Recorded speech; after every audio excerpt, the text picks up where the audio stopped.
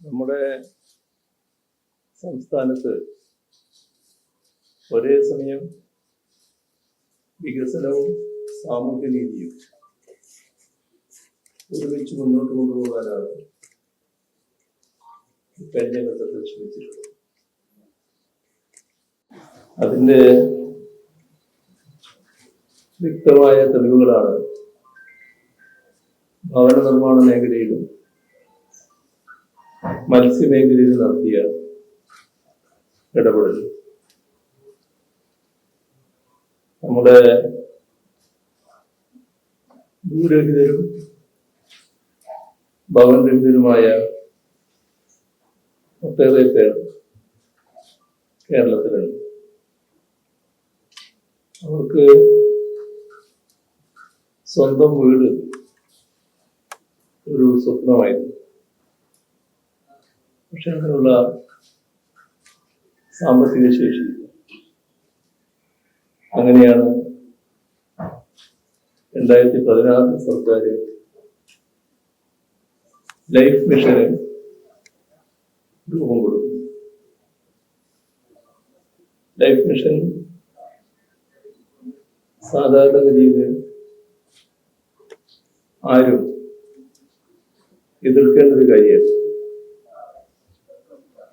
സംസ്ഥാനത്ത് സർക്കാർ നടപ്പിലാക്കുന്ന ഭവന നിർമ്മാണ പദ്ധതികൾ, അതിൽ വീട് നിർമ്മിക്കുന്നതിന് വേണ്ടി ചെലവഴിക്കുന്ന തുക വളരെ ചെറുതായിരുന്നു. ഒരാവശ്യമായത്ര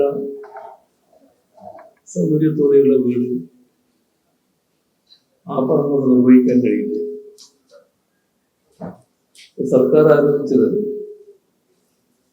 ഇത്തരത്തിലുള്ള വിവിധ പദ്ധതികൾ എല്ലാം ഏകോപിപ്പിച്ച് ഒരു പദ്ധതിയായി മാറ്റി.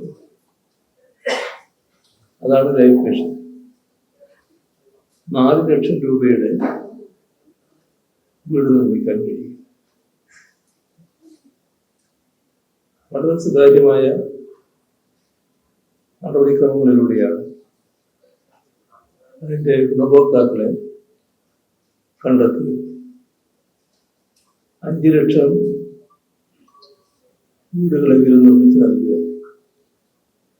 എന്നതായിരുന്നു അന്ന് പ്രഖ്യാപിച്ച ലക്ഷ്യം. പക്ഷേ അപ്രതീക്ഷിതമായ എതിർപ്പ് അതിനെതിരെ വന്നു. ആ എതിർപ്പിന്റെ ഭാഗമായി ഒരു പദ്ധതി തന്നെ മുടങ്ങിയ ജില്ലയാണല്ലോ. അതിനെതിരെ കേസും മറ്റു നടപടികളൊക്കെ വന്നു. അതുമാത്രമല്ല, ആ പദ്ധതി മുന്നോട്ട് പോയി വിവിധ ഘട്ടങ്ങളിലായാണ് പദ്ധതി നടപ്പാക്കിയത്. ഘട്ടം എന്ന് പറഞ്ഞാൽ, നേരത്തെ വീട് നിർമ്മിച്ച് ചില പദ്ധതികളുടെ ഭാഗമായി വീട് നിർമ്മിച്ച് പകുതിയായത്,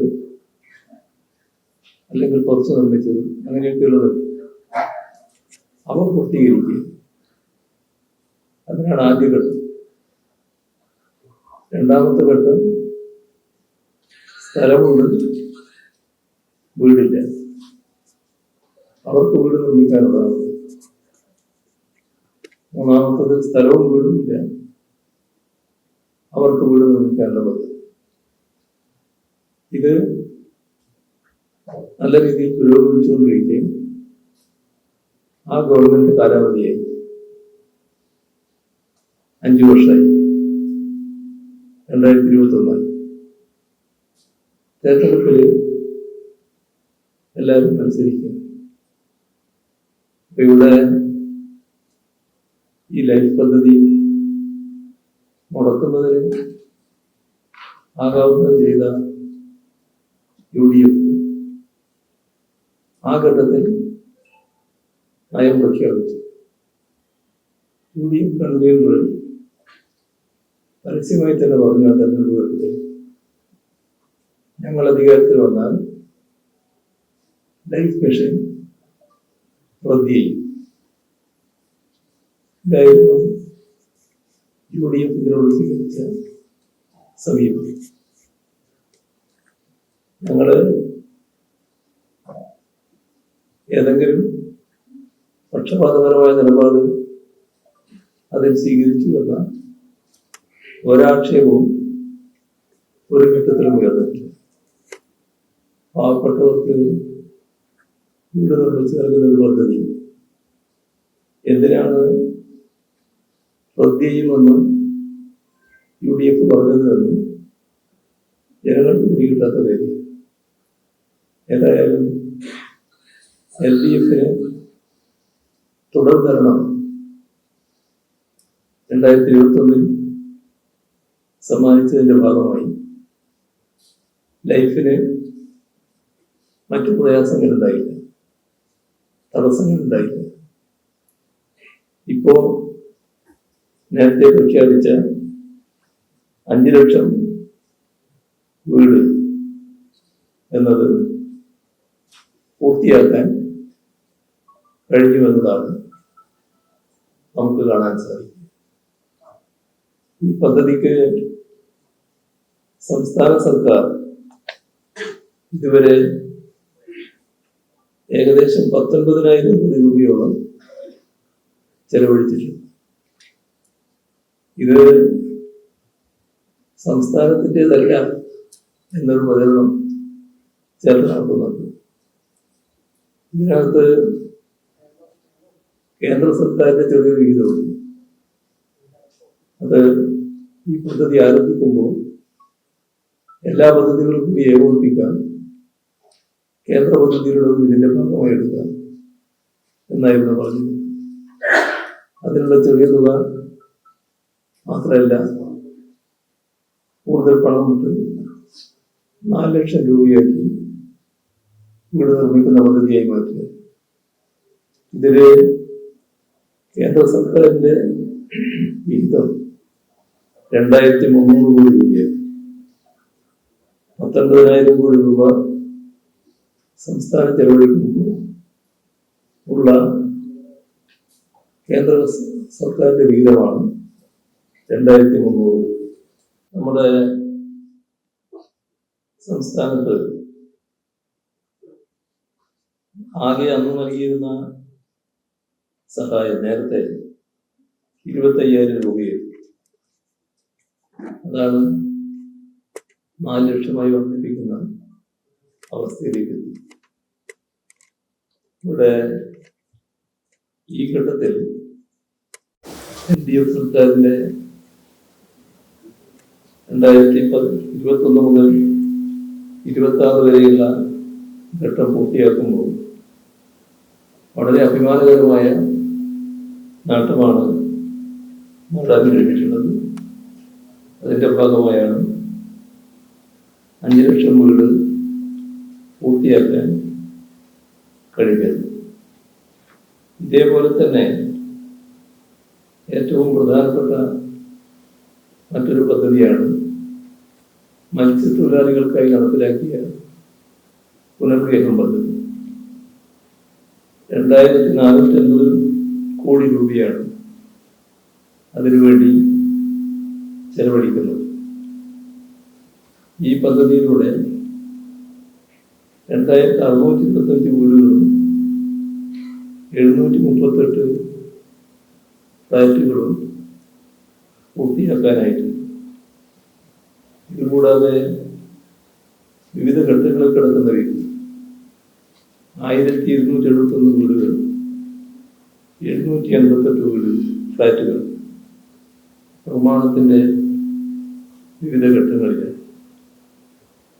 മത്സ്യത്തൊഴിലാളികളുടെ സാമൂഹ്യ സുരക്ഷ ശക്തിപ്പെടുത്തുന്നതിന് സർക്കാർ വലിയ മുൻഗണനയാണ് നൽകിയത്. അതിന്റെ ഭാഗമായി ഇൻഷുറൻസ് പരിരക്ഷ 5 ലക്ഷത്തിൽ നിന്ന് 10 ലക്ഷമാക്കി ഉയർത്തുകയുണ്ടായി. മാത്രമല്ല, മത്സ്യത്തൊഴിലാളി കുടുംബങ്ങളിലെ വിദ്യാർത്ഥികൾക്കായി സ്കോളർഷിപ്പ്, അതിന് 25 കോടി രൂപ മാറ്റിവെക്കുകയും ചെയ്തു.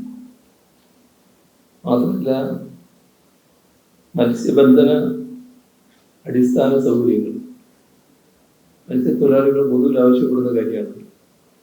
ആ സൗകര്യങ്ങൾ വർദ്ധിപ്പിക്കണമെന്ന്, അത് നല്ല രീതിയിൽ വികസിപ്പിക്കാൻ സംസ്ഥാനത്ത് കഴിഞ്ഞു. മഞ്ചേശ്വരം, കൊയിലാണ്ടി, താനം, വെള്ളയിൽ ഇങ്ങനെ 4 മത്സ്യബന്ധന തുറമുഖങ്ങൾ പൂർത്തിയാക്കാനായി. അതേസമയം വിപുലീകരണം തുടരുന്ന മേഖലകളിൽ അർത്തുങ്കൽ, ചെത്തി, പരപ്പനങ്ങാടി, പുളിയൂർ ഇവിടെയെല്ലാം നിർമ്മാണ പ്രവർത്തനങ്ങൾ നല്ല രീതിയിൽ പുരോഗമിക്കുക. മുതലപ്പുഴയും കാസർഗോഡും ഉൾപ്പെടെ മറ്റു മേഖലകളിൽ വികസനവും വിപുലീകരണവും തുടരുകയാണ്. കേരളത്തിന് അതിദീർഘമായ കടൽ തീരമാണ്. ഈ തീര സംരക്ഷണം ഏറ്റവും പ്രധാനപ്പെട്ട ഒരു പ്രശ്നമാണ്. തീരപ്രദേശങ്ങളെ കടലാക്രമണത്തിൽ നിന്ന് സംരക്ഷിക്കാനാകും. യഥാർത്ഥത്തിൽ അത് സംസ്ഥാന സർക്കാർ മാത്രം ചെയ്യേണ്ട കാര്യമല്ല. കേന്ദ്ര ഗവൺമെന്റ് സ്വാഭാവികമായി ചെയ്യേണ്ട ഒരു കാര്യം. കാരണം നമ്മളെ അതിർത്തിയായിട്ടാണ് വരുന്നത്. ഇത് കടലാക്രമണത്തിന്റെ ഭാഗമായി നഷ്ടപ്പെട്ടു പോവുകയാണ്. അപ്പോൾ സംരക്ഷിക്കുന്നതിന്, തീരദേശങ്ങളെ സംരക്ഷിക്കുന്നതിനുള്ള പദ്ധതികൾ കേന്ദ്ര ഗവൺമെന്റിന് നടപ്പാക്കേണ്ടത്. പല തവണകളിലായി കേന്ദ്ര സർക്കാരിനെ സമീപിച്ചു. പക്ഷെ സമഗ്രമായ ഒരു പദ്ധതി ഇതേവരെ ലഭിച്ചിട്ടില്ല എന്നതാണ് വസ്തുത. സംസ്ഥാന സർക്കാരിനാകാവുന്ന വിധത്തിലുള്ള നടപടികൾ സ്വീകരിക്കുന്നത്. ഇപ്പോ 2021-22 ബജറ്റില് 1500 കോടി രൂപയുടെ തീരസംരക്ഷണ പദ്ധതി, സമഗ്രമായ തീരസംരക്ഷണ പദ്ധതി പ്രഖ്യാപിച്ചിട്ടുണ്ട്. അതിന്റെ ഭാഗമായി ഏറ്റവും ദുർബലമായ പ്രദേശങ്ങളിൽ അടിയന്തര ഇടപെടലുകൾ നടത്താനും കഴിയും. അതിലേറ്റവും മാതൃകാപരമായതും ജനങ്ങളാകെ അങ്ങേയറ്റം സന്തോഷിക്കുന്നതുമായ ഒന്നാണ് എറണാകുളം ജില്ലയിൽ ചെല്ലാനത്ത് നടപ്പാക്കിയ പദ്ധതി.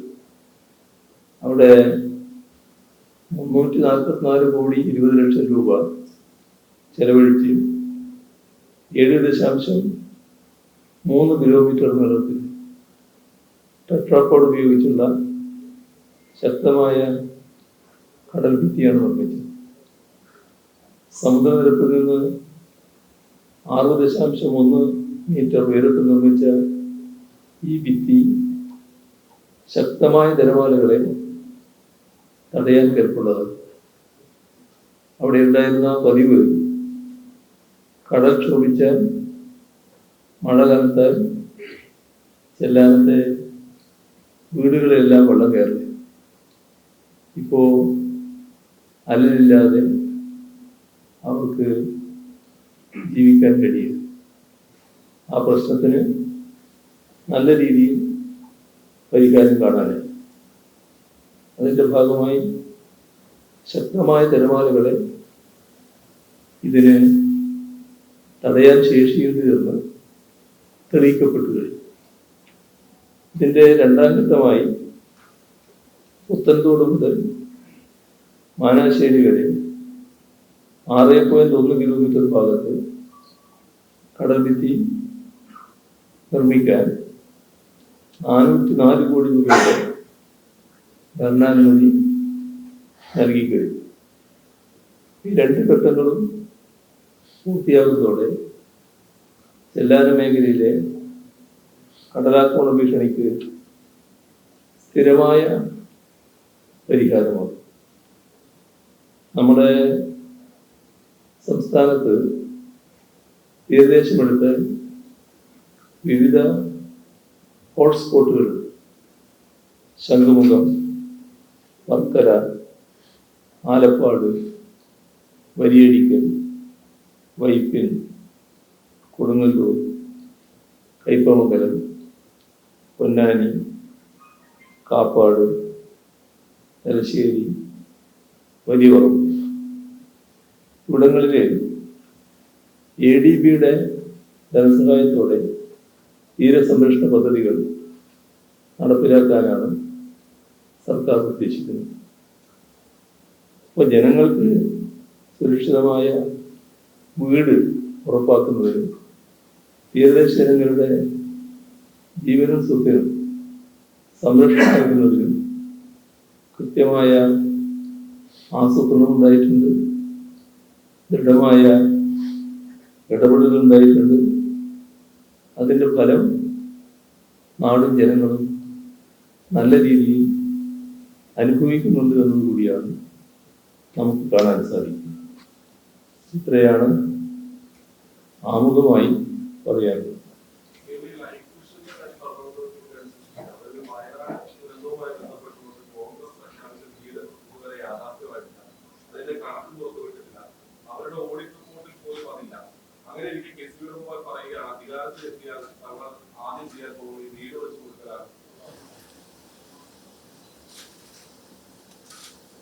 വാഗ്ദത്തങ്ങൾ എളുപ്പമുള്ള കാര്യമാണ്.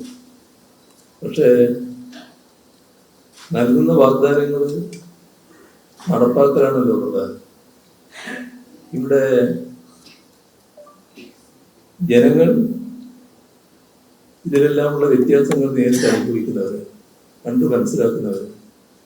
അവിടെയാണ് UDFനെയും LDFനെയും ജനങ്ങൾ താരതമ്യപ്പെടുത്തുന്നത്. ആ താരതമ്യത്തിന്റെ ഭാഗമായിട്ട് വിലയിരുത്തലുകൾ നടത്തുന്നു. UDFന് ഒരു കാലത്തും പറഞ്ഞ കാര്യങ്ങൾ നടപ്പാക്കണമെന്ന് നിർബന്ധമുണ്ടായിട്ടില്ല. എന്നാൽ LDFന് പറഞ്ഞ കാര്യങ്ങൾ പ്രാവർത്തികമാക്കണം എന്ന നിർബന്ധമാണ് ഉണ്ടായിട്ടുള്ളത്. അതുകൊണ്ടാണ് 2016 മുതൽ 2021 വരെയുള്ള തെരഞ്ഞെടുപ്പ് കാലയളവിൽ തെരഞ്ഞെടുപ്പ് പ്രകടന പത്രികയിൽ LDF പറഞ്ഞ 600 ഇനത്തിൽ 20 എണ്ണം ഒഴികെ ബാക്കി മുഴുവൻ നടപ്പാക്കാനായി. ഇവിടെ മുണ്ടക്കൈ ചുവരുമല ദുരന്തം അല്ലാതെ നമ്മളെല്ലാവരെയും വേദനിപ്പിച്ചു വന്നാണ്. അതുമായി ബന്ധപ്പെട്ട് പുനരധിവാസത്തിന്റെ പ്രശ്നം വന്നപ്പോൾ അവിടെയുള്ള ജനങ്ങളുമായി ചർച്ച ചെയ്തു. സർക്കാർ ഏകപക്ഷീയമായി തീരുമാനിക്കുന്നതിന് പകരം അവരുടെ അഭിപ്രായം എടുക്കുക എന്നത്. അപ്പൊ അവർ പറഞ്ഞു, ഞങ്ങളെല്ലാവരും ഒരു കുടുംബം പോലെ കഴിഞ്ഞവര് ഈ പ്രദേശത്ത്. ഇപ്പോൾ സർക്കാർ പുനരധിവാസത്തിന്റെ ഭാഗമായി കാശ് തന്നാൽ ഞങ്ങളതും വാങ്ങി ഓരോ പ്രദേശത്താണ് പോയി പല കൊമ്പിലാവും. ഞങ്ങൾക്ക് എല്ലാവർക്കും കൂടി ഒരിടത്ത് താമസിക്കാൻ സൗകര്യമുണ്ട്. ആ ചർച്ചയോ ആ അഭിപ്രായം സർക്കാർ പൊതുവെ സ്വീകരിച്ചു. അതിൻ്റെ ഭാഗമായി ഒരു ടൗൺഷിപ്പ് നിർമ്മിച്ചു നൽകാൻ എന്ന് നിശ്ചയിച്ചു. എന്നാൽ കാണേണ്ട കാര്യം, സർക്കാർ എന്ന നിലയ്ക്ക് ഏകപക്ഷീയമായല്ല തീരുമാനമെടുക്കുന്നത്. നമ്മുടെ ഇത്തരമൊരു കാര്യം സംസ്ഥാനത്തിന് പൊതുവായൊരു കാര്യം, ആ കാര്യത്തിൽ പ്രതിപക്ഷത്തെ കൂടി വിശ്വാസത്തിലെടുത്ത് പ്രതിപക്ഷ നേതാവിനെയും ഉപനേതാവിനെയും വിളിച്ചു, കാര്യങ്ങൾ ചർച്ച ചെയ്തു. നല്ല വ്യക്തതയോടെ പരസ്പരം സംസാരിച്ചു. അപ്പോൾ ടൗൺഷിപ്പ് നിർമ്മിക്കാമെന്ന് പറഞ്ഞു. ടൗൺഷിപ്പ് നിർമ്മിക്കുമ്പോൾ അവിടെ വീട് നിർമ്മിച്ച് നൽകാൻ വാഗ്ദത്തം നൽകിയവർ, ഈ വാഗ്ദത്തം നൽകിയവർ അവരുടെ രീതി അനുസരിച്ച് വീടുകൾ നിർമ്മിച്ചാൽ ഒരു ഏകീകൃത രൂപം വരില്ല. ഒരു ഏകീകൃത രൂപമാണ് നല്ലത്. അതിൻ്റെ ഭാഗമായി ഗവൺമെന്റ് തന്നെ നേതൃത്വം കൊടുക്കുക. ഇതൊക്കെ ഈ ഒരു ചർച്ചയല്ല, പലവട്ടം ചർച്ചയാണ്. ആ ചർച്ചയിലുണ്ടാകുന്ന ധാരണയാണ്. അപ്പോൾ വീടുകൾ നൽകാമെന്ന് പറഞ്ഞവർ എങ്ങനെയാണ് തുക നൽകുക? അവസാനം എത്തിച്ചേർന്നത് സർക്കാർ ഒരു തുക നിശ്ചയിക്കുക. ആ തുക ഒരു വീടിന് ഇത്ര തുകയാണെന്ന് പറയുക. ആ തുക ഇത് സ്പോൺസർ ചെയ്യുന്നവരിൽ നിന്ന് വാങ്ങുക. എത്ര വീടാണോ അത്ര വീടിന് വേണ്ടി വാങ്ങുക. സർക്കാർ തന്നെ വീട് നിർമ്മിക്കുക. അപ്പോൾ എല്ലാ കാര്യത്തിലും ധാരണയാണ്. ഒരു വീടിന് 20 ലക്ഷം രൂപ എന്നും കണക്കാക്കി. അങ്ങനെയാണ് കാര്യങ്ങൾ മുന്നോട്ട് പോകുന്നത്. ഇതിൽ എല്ലാവരും വീട് നിർമ്മിക്കുന്നതിന് സഹായിക്കാൻ സന്നദ്ധ കാണിച്ചിരുന്നു. അതിൽ ചില സംഘടനകൾ മാതൃകാപരമായി തന്നെ ഇടപെടുകയും 100 വീട് നിർമ്മിക്കുന്നതിനുള്ള പണം ആദ്യമേ തന്നെ ഏൽപ്പിക്കുകയും ചെയ്തു. നല്ല മാതൃകാപരമായ പ്രവർത്തനത്തിലൂടെ ഇതിൻ്റെ കാര്യത്തിൽ ആവശ്യമായ പണം ശേഖരിച്ചവരായിരുന്നു അവർ. എന്നാൽ ഇത്തരം ആലോചനകളെല്ലാം ഭാഗമാക്കായിരുന്ന ഇന്ത്യൻ യൂണിയൻ മുസ്ലിം ലീഗ് ഒരു ഘട്ടത്തിൽ അവർ സ്വന്തമായി വീട് നിർമ്മിച്ച് നൽകാൻ പോവുകയാണ് എന്ന് പറഞ്ഞു.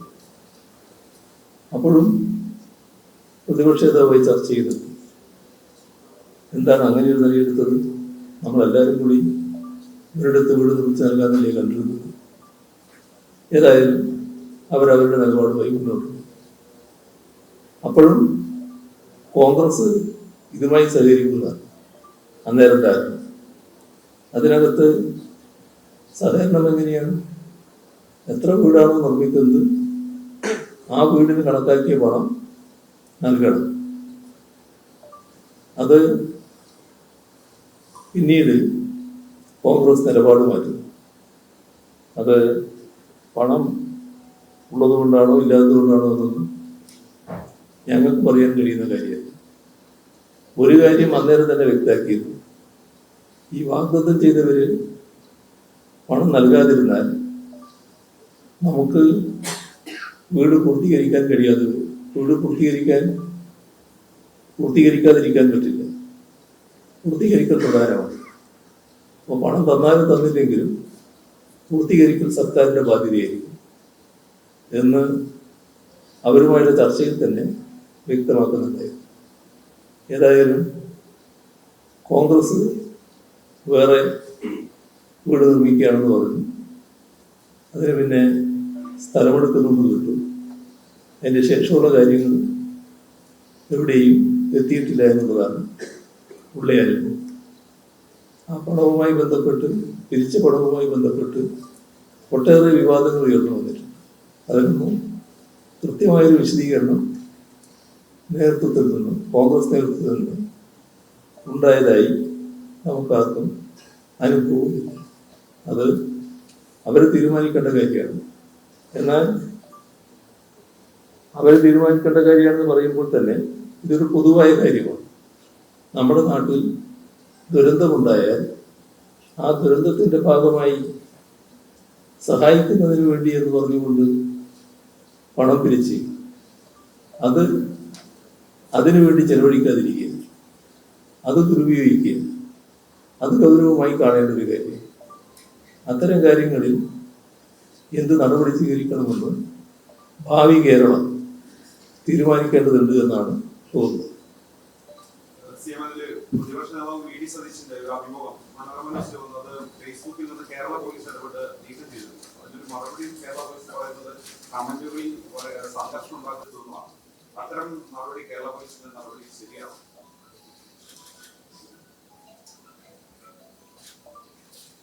കേരള പോലീസിന്റെ നടപടി എന്തുകൊണ്ടാണ് സ്വീകരിച്ചത് എന്നുള്ളത് എനിക്കറിയുന്ന കാര്യമല്ല. എനിക്കതുമായി ബന്ധപ്പെട്ട് ഇപ്പോൾ പറയാൻ കഴിയില്ല. തെരഞ്ഞെടുപ്പിന്റെ പെരുമാറ്റച്ചട്ടം വന്നതോടുകൂടി പോലീസ് വകുപ്പ് എന്നത് കൈകാര്യം ചെയ്യുന്ന ആള് ഞാനാണെന്ന് വേണമെങ്കിൽ പറയാന്നല്ലാതെ അതുമായി ബന്ധപ്പെട്ട് നേരിട്ട് ബന്ധം എനിക്കില്ല. അങ്ങനെ സാധിക്കുന്ന കാര്യമല്ല. അപ്പൊ അതിന്റെ കാര്യങ്ങൾ ഏതെങ്കിലും പോലീസ് മേധാവിയെ കണ്ടാൽ നിങ്ങൾ അന്വേഷിച്ചു. അതാണ്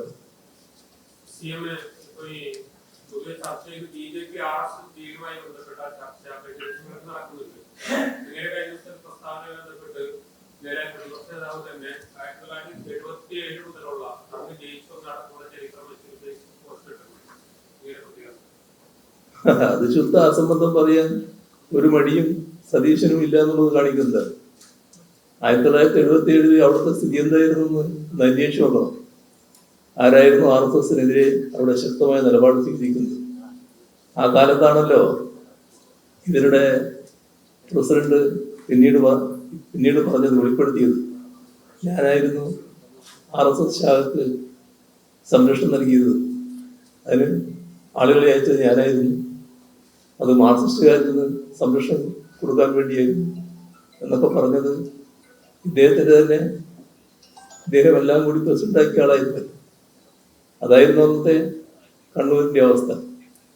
അവിടെ എൻ്റെ രാഷ്ട്രീയ പ്രവർത്തനം ആരംഭിക്കുമ്പോൾ തന്നെ എന്നെ RSS എങ്ങനെയാണ് കണ്ടിട്ടതെന്ന് എല്ലാവർക്കും അറിയാം.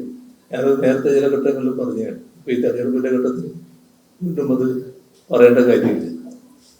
അവരുടെ ആക്രമണം ഏത് ഘട്ടത്തിലും വരാമെന്നുള്ള നില ഉണ്ടായിരുന്നു എന്നത് അന്ന് കണ്ണൂരിലുള്ള എല്ലാവർക്കും അറിയാം. അതിൽ ആക്രമണത്തിന്റെ ടാർഗറ്റായിട്ട് ഒന്ന് എന്നെ തന്നെയായിരുന്നു വെച്ചത്. അതായിരുന്നു കാലം. ഇപ്പോ കുറച്ച് ദശാബ്ദം കഴിഞ്ഞു എന്നുള്ളത് കൊണ്ട് എന്ത് നുണയും അവതരിപ്പിക്കാം. നുണയാണല്ലോ ഇപ്പൊ പ്രധാനമായിട്ട് അവതരിപ്പിച്ചുകൊണ്ടിരിക്കുന്നത്. അതുകൊണ്ട് എന്ത് നുണയും പറയാം എന്ന നില വന്നു ചേരുന്നുണ്ട്. പക്ഷേ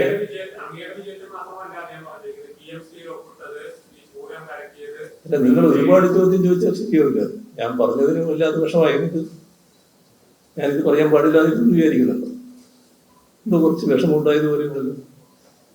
ഞാനുള്ള വസ്തുത പറയാണ്, ആ വസ്തുതയാണ് അവതരിപ്പിക്കുന്നത്.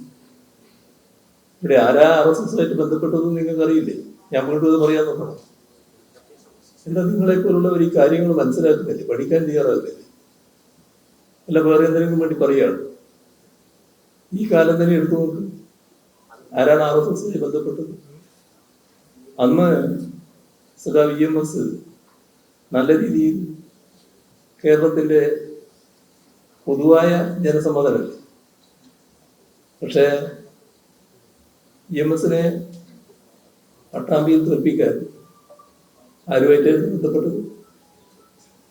അതിനുവേണ്ടിയല്ലേ അവിടുത്തെ കോൺഗ്രസ് ബന്ധപ്പെട്ടതിന്റെ ഭാഗമായി ജനസംഘത്തിന്റെ സ്ഥാനാർത്ഥിയെ പിൻവലിക്കുക മാത്രമാണോ? EMSനെതിരെ പ്രചരണം നടത്താൻ വേണ്ടി ആ കാലത്ത് ജനസംഘത്തിന്റെ അഖിലേന്ത്യാ നേതാവായ ദീനദയാൽ ഉപാധ്യായ വന്നില്ലേ? ഇതെല്ലാം ചരിത്രമല്ലേ. കുറച്ചു നാൾ കൂടി കഴിഞ്ഞു പാലക്കാട് AKG അവിടെ മത്സരിക്കുന്നു പാർലമെന്റിലേക്ക്. എന്താ സംഭവിച്ചത്? അവിടെ കോൺഗ്രസിനും RSSനും എല്ലാം കൂടി ഒരു സ്ഥാനാർത്ഥി. നിങ്ങൾ മനസ്സിലാക്കിയിട്ട് രണ്ടു കൂട്ടർക്കും ഒരു സ്ഥാനാർത്ഥി. ആരായിരുന്നു സ്ഥാനാർത്ഥി? കോൺഗ്രസ്സുകാരനായിരുന്നു, കോൺഗ്രസ് നേതാവായിരുന്നു, RSSന്റെ ജില്ലാ കാര്യമാണ്. ഇങ്ങനെ നാണം കെട്ട ഒരുപാട് കാര്യങ്ങൾ ചെയ്തത്, ഇതെല്ലാം ചെയ്ത് നമ്മുടെ നാടിന് മുന്നിൽ കാണിച്ചു വരും. ആ കാലത്തും പിന്നീട് ഇക്കാലത്തും നാളെയും വർഗീയതയ്ക്കെതിരെ ഉറച്ച നിലപാടെടുക്കുന്ന ഞങ്ങൾക്കും ഇടതുപക്ഷത്തിനും LDF-നുമെതിരെ പ്രചരണം നടത്തിയാൽ ചെലവാകുന്ന കാര്യമാണ്. ഞങ്ങൾക്ക് ആ പണിയില്ല. ഞാൻ സാധാരണ പറയാറുള്ളൊരു വാചകം വീണ്ടും പറയുകയാണ്.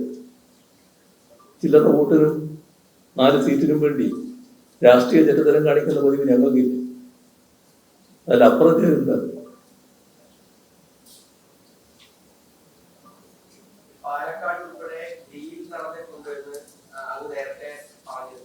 അപ്പൊ ഈ തെരഞ്ഞെടുപ്പ് പ്രചാരണം അവസാന ഘട്ടത്തിലേക്ക് കടക്കുമ്പോൾ ആ ഒരു ആരോപണം എത്രത്തോളം അത് മുന്നോട്ട് പോയിരുന്നതാണ്? അല്ല, ജനങ്ങളുടെ മുന്നിലല്ലേ കാര്യങ്ങൾ പറയുന്നത്. ജനങ്ങൾ ഇതൊക്കെ കാണുന്നില്ലേ? ജനങ്ങളെല്ലാം കണ്ടുകൊണ്ടിരിക്കുകയല്ലേ കാര്യങ്ങൾ. ജനങ്ങൾ അതിനനുസരിച്ച് നിലപാട് സ്വീകരിക്കുമല്ലോ. നമ്മൾ കാണേണ്ടത് രാഷ്ട്രീയത്തിൽ 2 കൂട്ടം 2 = 4 എന്ന സാധാരണ കണക്ക് ശാസ്ത്രമല്ല. ആ കണക്കിലായിരുന്നു പണ്ട് കോലീബി സഖ്യം ഉണ്ടാക്കിയത്, വടകരയും ബേപ്പൂരും. കാരണം UDF-ന് നല്ല വോട്ട്, BJP-ക്ക് വോട്ട്, രണ്ടും കൂടി ചേർന്നാൽ അവിടെ ഞങ്ങളെ പരാജയിക്കും. എന്തായി അവസാനം? അവിടെ BJP-ക്കാരെ ജയിപ്പിച്ചു കൊടുക്കാന്നായിരുന്നല്ലോ കരാർ. പരസ്യമായി, നാട്ടുകാരാകെ എതിരായി. അതിന്റെ ഭാഗമായി വടകര പാർലമെന്റ് സീറ്റിലും ബേപ്പൂർ അസംബ്ലി നിയോജകമണ്ഡലത്തിലും ഞങ്ങൾ നല്ല രീതിയിൽ ജയിച്ചു.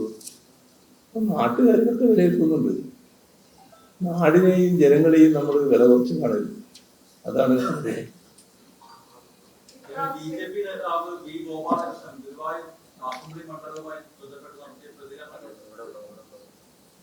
ഞാൻ ശ്രദ്ധിച്ചില്ല.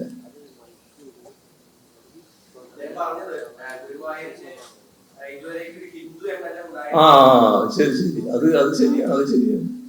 അത് നമ്മുടെ രാജ്യം എങ്ങോട്ടാണ് പോകുന്നത് എന്നാണ് നാം ചിന്തിക്കേണ്ടത്.